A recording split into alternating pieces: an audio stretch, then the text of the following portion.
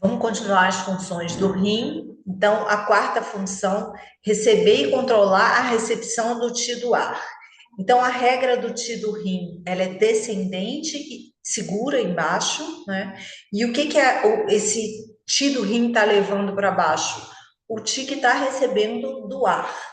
Então, o pulmão recebe o Ti do ar, contrai, que é o movimento do metal, esse movimento de contração, e vai levar em descendência para o rim.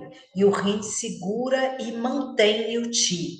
Aqui a gente tem as setinhas, ó, da regra do Ti, do pulmão e do rim.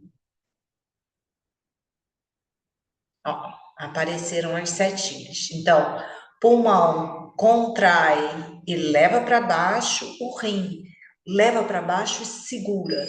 Então, existem alguns exercícios respiratórios onde que eles terminam aqui no que é chamado de core, que é essa região abaixo do umbigo, né? Então, fortalecer essa região é fortalecer o rim. E o tiro ar vem e segura aqui abaixo do umbigo. O rim está ligado ao movimento água, que é a passividade, e o órgão do sentido mais passivo é a audição. Então, o rim vai se abrir nos ouvidos. A gente tem que lembrar que pavilhão auricular externo em cães, ele está ligado à pele, ele é um aspecto dermatológico.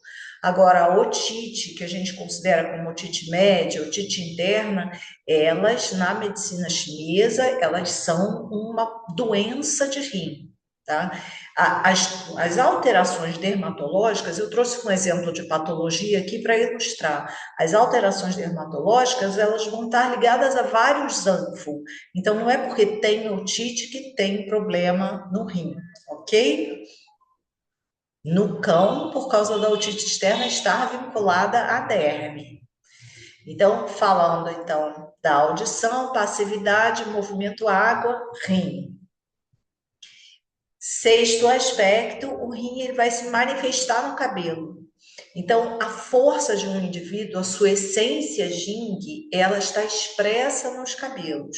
A gente tem que, quando a gente pensa em seres humanos, a gente tem que lembrar que existem algumas etnias, se é que se pode usar esse termo, que demoram mais a ter cabelo branco. Então, a gente fala assim, o japonês demora mais, o africano demora mais a ter cabelo branco, né? E são indivíduos, então, que a gente diz que eles têm uma essência, um Jing melhor. A gente vai encontrar isso nas raças dos animais, e aí em cães, normalmente, a gente vê o branqueamento da máscara facial. Esse branqueamento dos cabelos, ele está ligado a um estresse oxidativo no folículo capilar. Então, reverter o estresse oxidativo corporal, sistêmico, ele pode propiciar reversão desse branqueamento dos cabelos. Então, a gente fala que nos animais que fazem acupuntura regularmente, é comum que eles diminuam a quantidade de pelos brancos. O rim vai controlar a abertura e fechamento dos orifícios inferiores. O Ti do rim é descendente, mas ele se mantém lá embaixo. Então, nessa força que o rim faz para se manter lá embaixo, ela vai controlar os esfínteres. Então, é um aspecto do yang do rim, né? De abrir e fechar, movimentar, é yang, e aí é o yang do rim que faz esse movimento de esfíncter anal, uretral e do colo do útero. Todas as doenças, então, ligadas a esses esfínteres, elas podem ter como origem uma deficiência de Ti do rim. Então, continência urinária, incontinência fecal, espermatorreia, perda de fezes, perda urinária, tudo isso pode ser devido a uma deficiência de Ti do rim.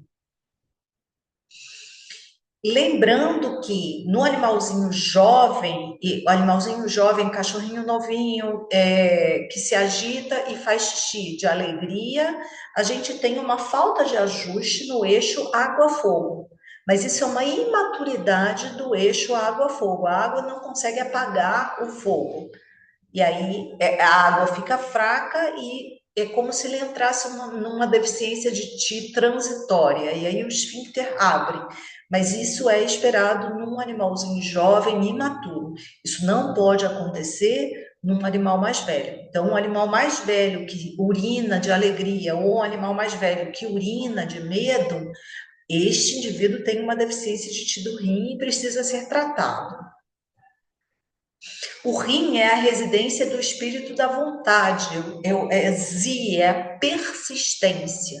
Né? E um grande exemplo de persistência é o Gengis Khan, que é considerado o maior general da história. A gente tem exemplos que são extremamente violentos, né? Mas é o que a história acaba trazendo para a gente, né? Então, ele foi um grande general, ele matou muita gente, ele fez muita guerra e estuprou muitas mulheres, que são os despojos de guerra, né? As mulheres são consideradas assim, e de tal forma que 0,5% da população mundial tem genes do Gengis Khan. Esse é um artigo de 2007, então ele tem mais de 20 anos, mas é muita coisa, né? De um indivíduo só. Então, ele foi um indivíduo que manteve muitas relações sexuais.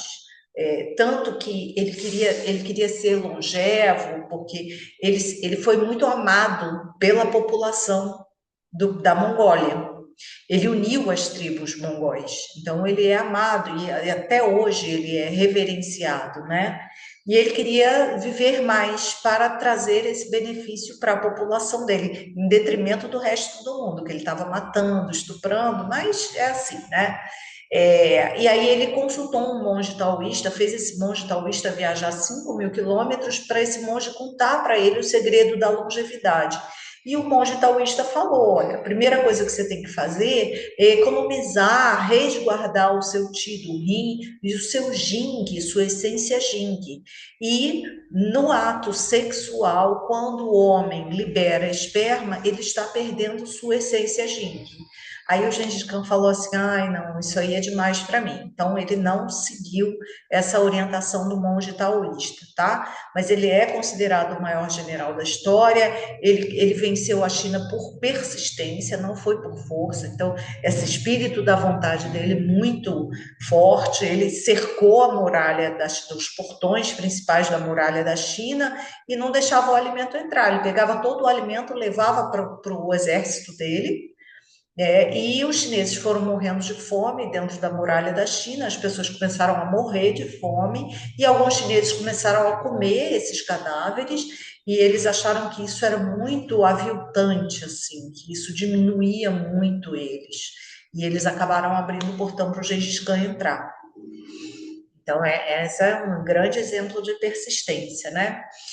Nona função do rim, nona característica do rim, odiar a secura. O rim, ele é muito suscetível à secura, porque ele é a água, ele é o movimento água, ele lida com os dinhê que ele recebe, que vem lá do estômago, do baço pâncreas, né?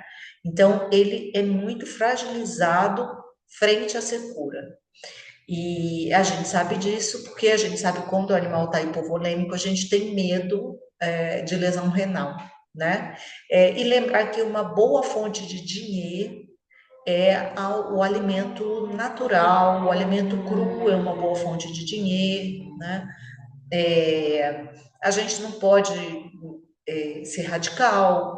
A gente tem cachorro porque tem a ração facilita a nossa vida, mas se puder suplementar um pouco essa ração com uma dieta crua, natural, isso daí vai ajudar o indivíduo a melhorar sua fisiologia dos dinheiros, dos líquidos orgânicos, né? E o gato, a gente já teve oportunidade de falar, que a fisiologia do gato ele é moldado, né? Evolutivamente, o gato está acostumado a obter líquidos através da dieta. Então, a dieta úmida para o gato, ela é muito importante. E aí, o úmido natural, ele é o melhor, porque é diferente de tomar comer uma carninha, aquele caldinho da carninha, né? E comer uma ração e beber água. Até o volume de água pode ser o mesmo, mas aquele caldinho ele tem o ti da carninha. Aspecto interessante do rim. Bom, o rim e a reprodução. O rim, ele todo, Zanfu tem aspecto yin, aspecto yang, né? E o aspecto material do rim, que é o aspecto yin do rim, ele vai estar ligado a essa gestação, a formação do corpo do feto, a produzir o produto, né, o nascimento, o crescimento, que é acumular matéria, isso tudo está ligado ao yin do rim. E quando acontece o envelhecimento, normalmente existe uma perda de matéria. O animal fica sarcopênico, né? Aí a gente pode pensar assim, mas tem animal que fica velhinho, ele fica obeso. Bom, essa obesidade aí, ela já é uma patologia. Tanto que os animais obesos, ou eles têm um excesso de alimento, ou eles têm uma doença endócrina, né? Metabólica, tá bom? Aí já não é mais uma questão do rim, depois a gente vai entender melhor qual zanfo que está comprometido no processo da obesidade, tá? Então, matéria, yin do rim. Energia, comportamento e yang do rim. Todo comportamento reprodutivo de cada espécie peculiar, ele é o yang do rim. E a gente vê alguns cães que têm dificuldade de comportamento reprodutivo, né? Que tem interesse, mas não copula, não consegue concretizar a cópula. Então, são indivíduos com deficiência de yang do rim. Existe uma ligação interessante entre embriologia e a fisiologia da medicina tradicional chinesa, né? Que é unindo o órgão rim com o aparelho reprodutor. Então, o desenvolvimento do sistema que se chama urogenital, que deriva da mesoderme intermédia. Então, essa mesoderme intermédia tem cordões nefrogênicos e cordões gonadais, a crista gonadal.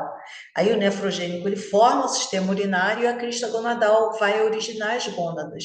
Então, o chinês não pôde fazer essa investigação porque ela é microscópica, né? Mas o chinês ele trabalhava com anatomia, ele investigava cadáveres, mas não em nível microscópio, né? E ele teve essa percepção pelo funcionamento é, orgânico. Ele conseguiu deduzir essa ligação embriológica que existe entre o sistema urogenital. Quando a gente fala do yin do rim, do yang do rim, é importante lembrar que o movimento água é a raiz da vida. Então, o yin do rim é a raiz de todo o yin do corpo, o yang do rim é a raiz de todo o yang do corpo. O yin do rim é a raiz do yin do fígado. O yin do rim é a raiz do yin do coração, do pulmão, do baço pâncreas, e a gente vai ter a mesma coisa para o yang. Yang do rim é a raiz do yang do fígado, do coração, do pulmão e do baço pâncreas. Isso clinicamente para a gente implica que todo doente crônico, tem um paciente que está com uma doença crônica de pulmão, está com uma doença crônica de baço pâncreas, está com uma doença crônica de fígado. Todo paciente crônico, ele vai acabar pedindo emprestado ou o yin do rim ou o yang do rim para sustentar, melhorar a função daquele órgão que está adoecido.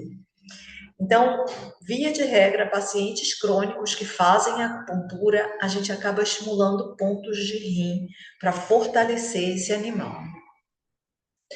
Associando pontos de rim, não só os pontos de rim, né?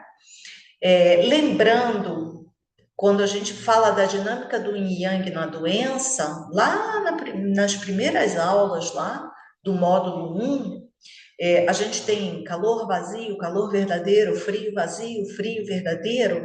No caso do rim, não existem síndromes de excesso, não existe calor verdadeiro no rim, não existe frio verdadeiro no rim. A gente sempre vai ter padrão ou adoecimento ou síndrome de deficiência, porque o Qi do rim é derivado da essência Jing, que sempre tende a diminuir. A velocidade dessa redução, ela pode ser manejada pelo Qi pós-celestial, mas essa redução vai acontecer até que o indivíduo morra e haja, né? Então, a separação entre o yin e o yang. Então, a gente vai ter uma deficiência de yin do rim gerando um calor, mas é um calor vazio. A deficiência de yang do rim gerando frio, mas é um frio vazio.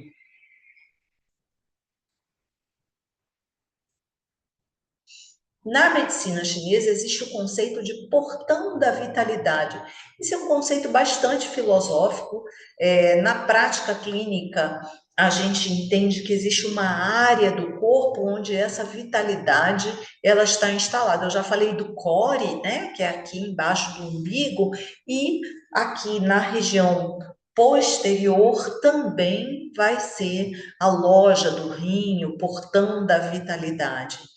Então, essa faixa do tronco, que está, no caso dos quadrúpedes, distal ao umbigo, né? E no caso dos bípedes, está abaixo do umbigo, toda essa faixa, ela guarda essa vitalidade do rim, ela é o portão da vitalidade.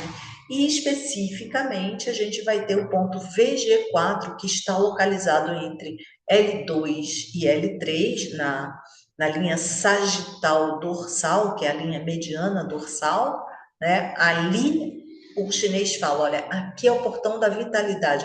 Então, esse é um local onde a gente pode fazer moxa para fortalecer a vitalidade do indivíduo, né?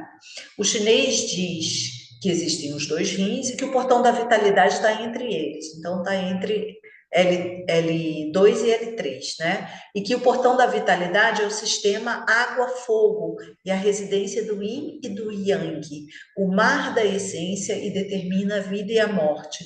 Então, essa é uma forma bonita, poética de dizer tudo que a gente falou sobre a função do rim. Então, está trazendo uma informação para a gente assim, olha, é importante prestar atenção nessa região, nessa área da lombar mais caudal, a lombar mais baixa, porque ali é o portão da vitalidade, né? E segundo a medicina chinesa, o rim direito, ele estaria ligado ao Ming Men e o rim esquerdo ao rim propriamente dito. Isso quer dizer assim, o rim direito faz as funções energéticas, o rim esquerdo faz as funções fisiológicas materiais, né? E aí o ponto que dá acesso ao rim direito, que é o bexiga 23 direito, ele dá acesso às funções energéticas, e o ponto que dá acesso ao rim esquerdo, que é o bexiga 23 esquerdo, ele daria acesso às funções renais propriamente ditas. Então, aqui está o Ming Men, que é o portão da vitalidade. Então, a raiz são todas funções de rim, que estão agrupadas nesse ponto entre L2 e L3. Raiz do Qi original, fonte do fogo para todos os sistemas, quer dizer, o rim é a raiz do Yang de todos os sistemas. Aquece o geal inferior é um conceito que a gente não viu ainda, que é tudo que está abaixo ou caudal ao umbigo, né? Aquece o estômago e o baço pâncreas, auxilia a digestão, quer dizer, tudo aqui na região média do corpo. Então, aqueceu o inferior, está aquecendo o médio, né? Aquece a essência Jing, o útero, harmoniza a função sexual, todas são funções do rim. Auxilia o rim na recepção do Qi, que é essa troca que existe entre o rim e o pulmão com relação ao Qi, e auxilia a função do coração de abrigar a mente. Então, aqueceu a parte baixa do corpo, aqueceu a parte média do corpo e vai temperar, resfriar discretamente a parte alta do corpo para ancorar essa mente. Todas são funções do rim que a gente já relatou anteriormente. Como que o rim é agredido? Então, os fatores capazes de agredir o rim. Doenças crônicas, aí eu já expliquei, né? Olha, se é uma doença crônica do fígado, por exemplo, esse animalzinho aqui é um animalzinho com cinomose. É uma doença crônica do fígado, porque gera muito vento, mioclonia, movimentações indevidas, epilepsia, pode gerar paresia. Esse animal era tetraparético, tá? É, e aí, esse fígado adoecido, tão adoecido e por um período crônico, ele começa a pedir emprestado o yang do rim, pedir emprestado o yin do rim. Então, toda doença crônica é uma doença agressora de rim, não importa que doença seja, tá? Excesso de frio vai agredir o rim, e aí aqui tem um cachorrinho na neve, só para mostrar para a gente assim, o que é excesso de frio, né? Para uns, excesso de frio é uma coisa, para esse cachorrinho está muito bem na neve, né? Os nossos animaizinhos aqui, fez 20 graus, todos já estão de roupinha, né? Outro fator aqui à direita, que agride o rim, trauma físico ou emocional.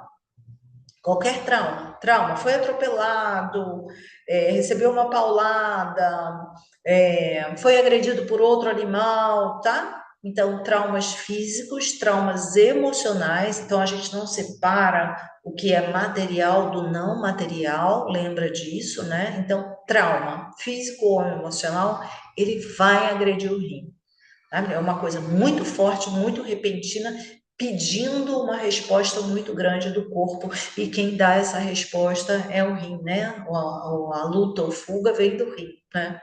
E o excesso de medo, por fim, aqui abaixo à esquerda, o excesso de medo também agride o rim, porque o medo é aquela reatividade que está desculpa, é aquela autoproteção que está sustentada, e aí essa autoproteção sustentada, ela acaba consumindo o ti do rim. E aí a gente vai falar um pouquinho de alimentos que são tônicos de rim. A gente já teve a oportunidade de assistir a aula do professor Durval falando sobre Yin e Yang na dietética chinesa. É uma aula interessante que vale a pena a gente ver novamente. E eu estou pensando algumas informações só para contextualizar aqui dentro da fisiologia do rim. Então, todas as sementes são tônicos de rim. Se essas sementes forem escuras, elas são melhores ainda. Então, o feijão tonifica o rim? Sim. O feijão preto, mais. O gergelim tonifica o rim? Sim. O gergelim preto é melhor do que o gergelim branco para tonificar o rim. Aqui no meio, a gente tem outras sementes e tem também cogumelos, né? Essa semente do meio é castanha portuguesa, que se come cozida, né? E à direita a gente tem cogumelos. Então, todos os cogumelos são tônicos de rim. Na dietética chinesa, você pode usar o próprio órgão para fortalecer o órgão. Então, num paciente carnívoro, você pode dar rim para esse paciente carnívoro. Então, eu já tive a oportunidade de atender animal felídeo, né, de zoológico, onça, que vai envelhecendo. No zoológico eles são mais longevos, né? E eu pedi para oferecer, entrar com o rim na dieta desse animal para tonificar o rim desse animal. Os alimentos frescos, eles tonificam o yin do corpo como geral, né? E o aipo e a cebolinha, o salsão, a salsinha, todos eles são tônicos de rim. Aqui, aspargos, a batata doce é uma raiz, ela é tônica de rim, mas quando a gente olha, fala assim, mas ela é meio arredondada e ela é alaranjada. Ah, então é tônico de rim e de baço pâncreas, inclusive porque ela é doce, né? Que é o sabor ligado ao movimento terra, né? Como eu falei, salsão, salsinha, aspargos, feijão, eu falei feijão preto, feijão azul, que é um feijão escuro, ele também é tônico de rim. A vagem, que na verdade é o feijão, né? E o aspecto mais interior do ovo, ele vai tonificar o yin do rim. Então, o ovo é o potencial de vida, ele tonifica o rim, a gema vai tonificar o yin do rim e a clara o yang do rim. Finalizamos a fisiologia do rim, agora vamos ver a fisiologia de bexiga. E aqui vem de novo uma informação importante. Nós estamos trabalhando com a medicina tradicional chinesa clássica, que considera que as funções dos órgãos, Zhang, são muito mais importantes que as funções das vísceras, Fu. Então, a gente vai ter a função do rim muito mais complexa do que a função da bexiga. Vamos olhar então a função da bexiga. Horário de pico da bexiga de 15 às 17. Se tiver sintoma urinário nesse horário, a gente vai tonificar pontos de bexiga.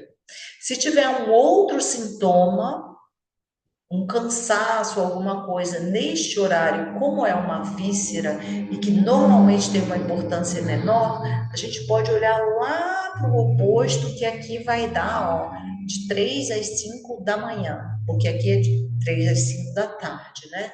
3 às 5 da manhã, pulmão. Então, verificar se esse indivíduo tem alguma deficiência de tecido do pulmão, tá? A bexiga, ela remove água impura, armazena e excreta a urina. Ponto. Essa é toda a função da bexiga. É a função que a gente conhece para a bexiga mesmo, né? Então, a literatura fala coisas muito bonitas, né? A bexiga é o ministro dos rios, o tesouro dos líquidos excretados, fluidos e humores. Então, ela lida com um dinheiro, com um líquido orgânico impuro, que é a urina.